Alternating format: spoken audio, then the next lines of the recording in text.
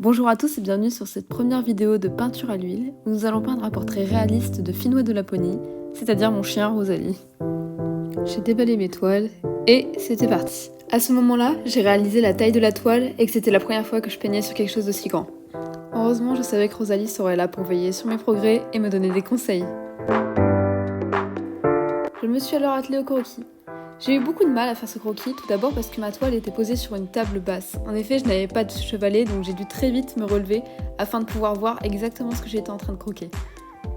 Cependant, cet angle, en plus de me faire très mal au dos, ne m'offrait pas la possibilité de faire des proportions assez correctes et j'ai dû donc très vite changer d'endroit pour mon dos et pour ma sanité.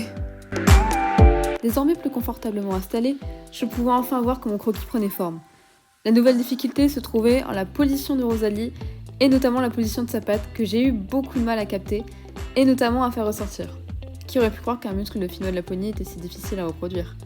La fourrure sur le coude m'empêchait notamment de voir exactement comment la patte s'emboîtait. Même Rosalie était soucieuse de ma bonne réussite. Mais j'ai enfin fini par avoir quelque chose qui me convenait. Nouveau setup, et oui, j'ai enfin pu débarrasser la table et avoir un espace de travail à peu près convenable. J'ai donc commencé à faire la couleur, à l'aide de peinture à l'huile évidemment, et j'ai commencé par les zones sombres avec un noir très intense, avant d'attaquer les zones plus nuancées, et enfin les éclairages.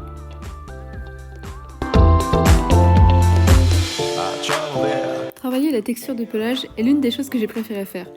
Habituée au Digital Paint, c'était une expérience assez similaire et du coup très plaisante et satisfaisante. J'ai eu un peu de mal avec les contrastes, notamment les effets de lumière assez blancs, car peu importe quelle quantité de peinture j'appliquais sur ma toile noire, elle se mélangeait avec la peinture, car je n'avais pas fait une couche assez légère. C'était assez dommage, mais j'ai réussi à m'accommoder. On passe au roux à présent. J'ai eu beaucoup de mal à obtenir une couleur qui me plaisait en ce qui concerne la couleur du pelage de Rosalie. En effet, je trouvais que son roux tirait un peu vers des tons orangés, voire sable, mais ce que je faisais ressemblait plus à du marron étrange et je n'aimais pas vraiment ça. Cependant, j'ai dû m'en contenter. Également, il y avait beaucoup de zones de blanc normalement sur son pelage que j'ai décidé de recouvrir complètement car il laissait un effet d'incomplet si je les gardais, au risque de ne pas pouvoir rajouter des touches de blanc plus tard.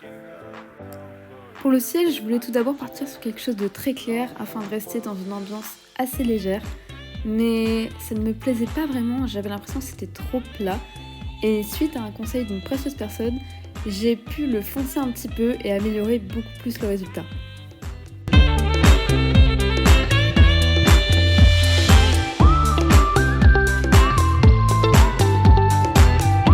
Place au sol à présent, où j'ai dû tout d'abord placer les petites fleurs jaunes que j'avais sélectionnées. C'était étonnamment long et assez compliqué. De plus, je n'arrivais pas à trouver à nouveau un mélange de couleurs qui me satisfaisait. Et je trouve toujours que mes fleurs sont absolument trop fluo. Enfin, j'ai tout de même essayé de rehausser le tout avec bien évidemment les ombres et la texture, même si je ne suis toujours pas satisfaite du résultat, mais c'est en pratiquant qu'on s'améliore. La partie qui fut la plus âpre pour moi, la terre et l'herbe. C'est là que j'ai réalisé la taille de ma toile et à quel point il était long de peindre des surfaces plates. J'avais mal au poignet, j'étais honnêtement lassée de ce que je faisais à ce point-là. Cependant, j'allais forcément continuer car j'aimais énormément ma toile, mais j'avoue que je devais me faire à ce process qui était extrêmement long. C'est ça l'habitude de dessiner sur un iPad. Même si la taille de mon canevas change à l'intérieur de l'appareil, en réalité l'iPad fait toujours la même taille. J'étais donc vraiment désorientée.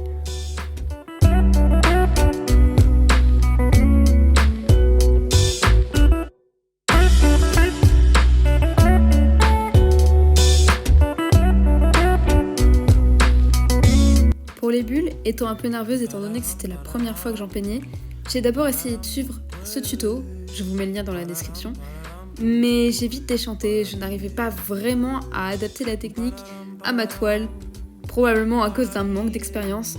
Du coup, j'ai vite abandonné et pris une image de référence afin d'essayer de m'en inspirer pour créer mes propres bulles. Au final, même si ce n'est pas parfait, je trouve que l'effet est pas mal.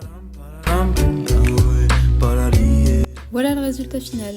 Même si ce n'est pas parfait, j'en suis quand même très fière et je sais que ça a été une étape importante dans mon voyage pour devenir une artiste. Merci à tous d'avoir regardé cette vidéo. N'hésitez pas à me dire ce que vous avez pensé de cette peinture ou de cette vidéo en commentaire. Et à plus tard! Merci encore à tous de m'avoir suivi. Si vous voulez me soutenir pour financer mes études d'art, n'hésitez pas à me commissionner sur Instagram ou encore à visiter mon Redbubble katsushi.redbubble.com. Au revoir!